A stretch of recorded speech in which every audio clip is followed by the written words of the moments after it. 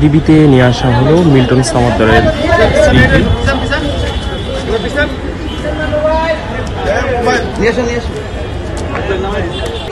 কথাগুলো উঠছিল সেই সম্পর্কে জিজ্ঞাসাবাদ করছে।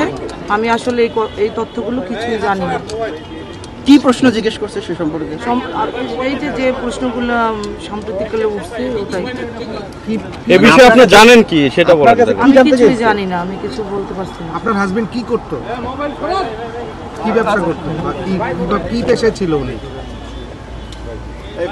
তার বিরুদ্ধে যে অভিযোগগুলো উঠেছে আপনি এই সম্পর্কে বলছেন কিছুই জানেন না। আপনার স্বামীকে আপনি নিরপরাধ মনে করেন কিনা এটা বলেন। আমি কিছু বলতে পারছি না, কারণ আইন ব্যবস্থা নেবে, আইন যেটা করবে সেটাই। না না, আইনের উপর স্বামীকে আপনি নিরপরাধ মনে করেন কিনা, বা সে কিভাবে জীবিকা নির্বাহ করতো, তাকে কেন গোয়েন্দা পুলিশ কি করতো সে, এই বিষয়টা বলেন না,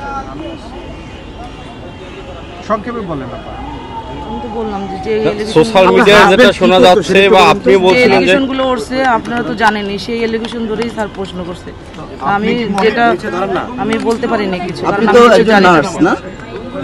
আচ্ছা, আমরা যতদূর জানতে পেরেছি যে মিল্টন সমাদ্দার আপনাকে বিয়ে করার পর সে এই ধরনের এই আশ্রম তৈরি করা বা এই পেশাতে সে উদ্যোগ নিয়েছে। সেক্ষেত্রে আপনি আপনাকে বিয়ে করার পর তো এক্ষেত্রে আপনারও তো সহযোগিতা ছিল বলে অভিযোগ রয়েছে। এ বিষয়ে আপনার বক্তব্য?